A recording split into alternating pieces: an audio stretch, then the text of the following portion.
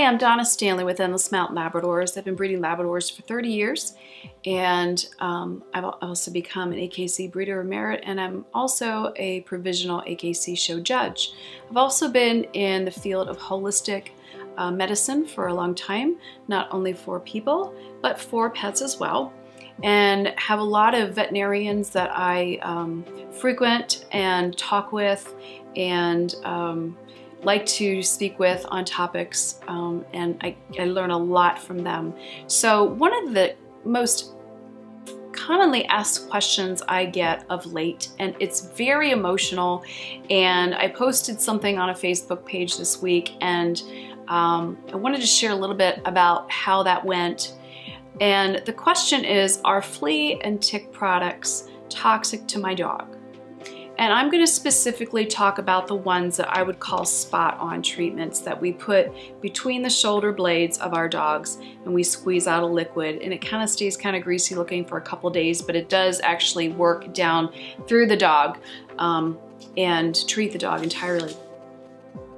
One thing I do know is that fleas are a pest to most people. I personally don't deal with them. I've never had fleas for 30 years with my dogs, except for when I had a cat once.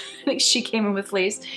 But we also have a lot of our area where our dogs are is surrounded by gravel, and we are not in the city, and I just don't see fleas. We just don't have fleas. But I do put flea and tick products, or I have put flea and tick products on my dogs in the past, especially because of the tick problem. The tick problem, I know in your areas, maybe even worse than us, we didn't really have a problem until the last 10 years. At this point, when you go out in the woods, if you're not protected from ticks, you're taking your life in your hands. And some of you know exactly what I'm talking about if you live in some of the coastal areas. So not taking this into account with your dogs is just dancing with death, I think. So I have used in the past Frontline and later changed to Advantix, because I wanted something that would not only repel, but would also kill the tick or the flea once it got on the dog. What we're finding is there's more and more research coming out online, which you can do a lot of yourself just by putting in a question like that: are flea and tick pharmaceutical products harmful or toxic to my dog? And there have been some really good research facilities that have given some really good results to some double-blind studies that were done and testing dogs over a long period of time. And what some of them have found are things like organ failure, liver toxicity, things like that, because those kind of harmful chemicals put in your dog does have to somehow cleanse out of its system, and we're putting them on a monthly basis. And if your dog's not on a really good food, or you're not on a really good supplement, and their liver's not in good shape, then those toxins are just going to build up. So that's why I'm a real strong promoter of proper feeding, and I have some videos on best and worst foods for your dogs. I also have some about supplementing your dogs. Really look into that. If I was giving my dog any kind of medication, I would be cleansing the liver with something like milk thistle or something like that, either in a liquid form or in a capsule form. Liquids are a little easier to give to pets than they are some. We actually made one recently through our essential oils line that we've created that will do that. But some of the things that people worry about is not only just the harm to the dog, but people who have little children who crawl on the dog, they're really concerned about them getting that on their hands or on their face or their mouth and ingesting that themselves. So people become concerned about that.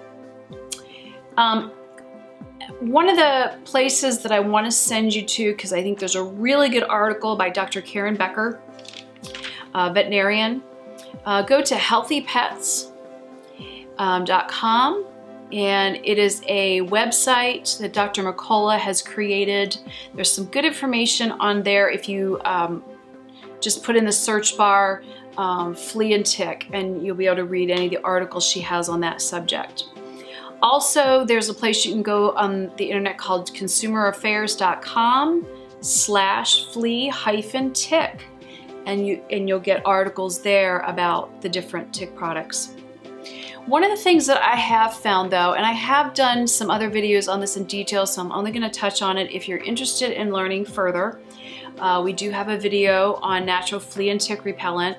I have learned and researched and taken information from a couple of veterinarians who've done some research on this as well, and formulated an all-natural flea and tick product, which is has 8 essential oils in it that will repel any kind of pest, flea, tick, or flying, crawling, whatever that may be.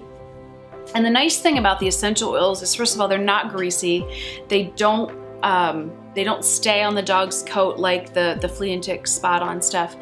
And it actually makes your dog smell good. The dogs love it because you spray it on and then you massage them from tail to head. So they're like, yeah, when you bring the bottle out, they start to learn that they like the spray bottle, even if they're kind of afraid to spray it first, because you can just, you know, give them a good massage. Some people will take a bandana if they're not one to use a dog collar, because you can also take a dog collar and paste some moleskin inside it, which you would get in the area of your pharmacy for like your foot products. It has a sticky back, so you can put it inside your collar and soak that with the essential oil product that we have.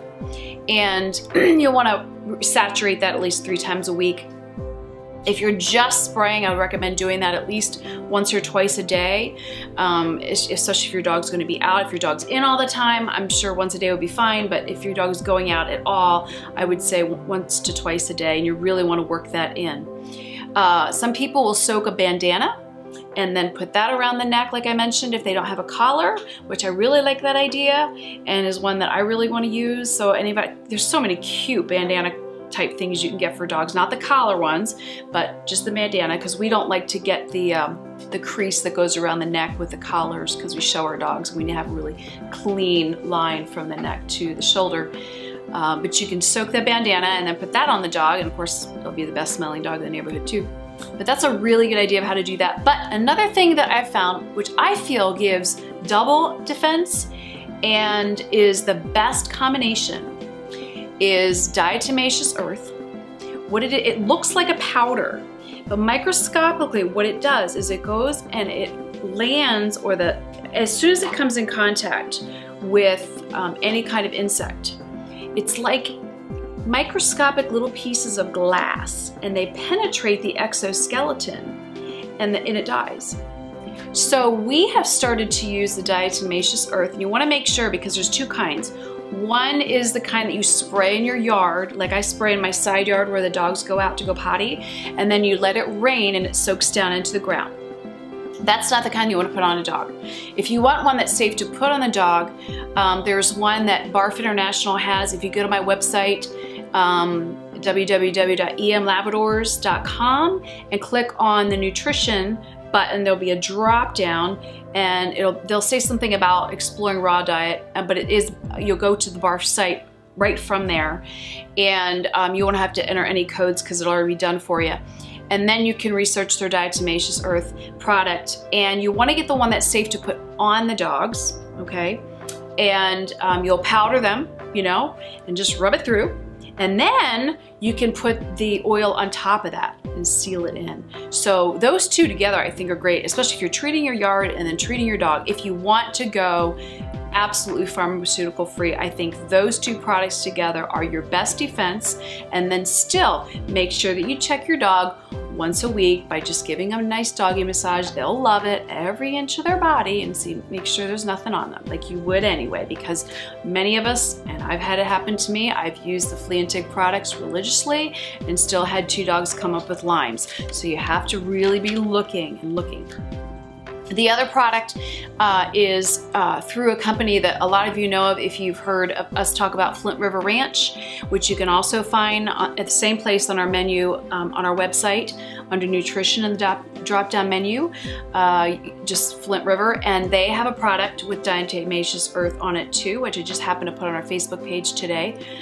So look that up. It's I think it's called Essential Greens, and it's something that they take internally too.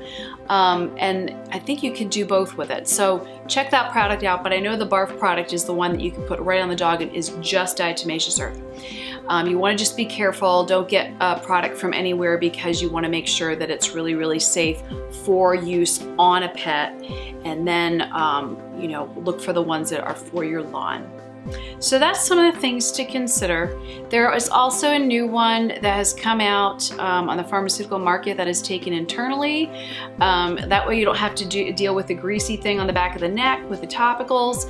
But then there's also still the fear that people have of putting those dangerous chemicals in their dog. And the nice thing about adding, even if you want to do that and add the natural flea and tick stuff on top of it for the double defense, because like we talked, sometimes the pharmaceuticals can fail. If you want to do the Diatomaceous Earth and the essential oils too, that would be great.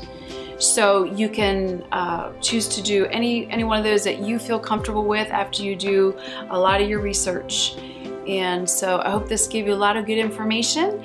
And please, if you've found this video helpful, click the subscribe button and you'll be able to always get our updated and latest videos.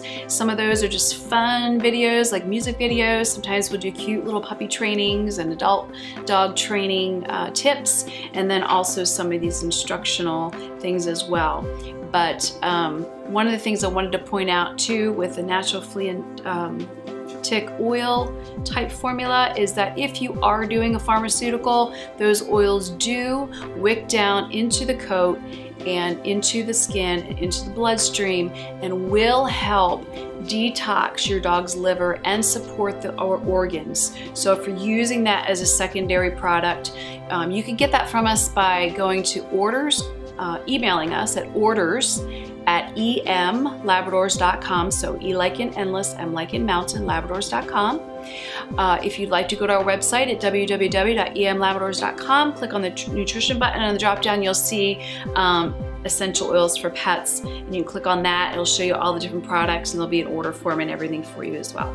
So thanks so much for taking this time to explore the safety and to invest in knowing and being knowledgeable so that your dog can be protected from the diseases that can be transferred from mosquitoes, ticks, flies, fleas, other insects. So thanks and have a great day.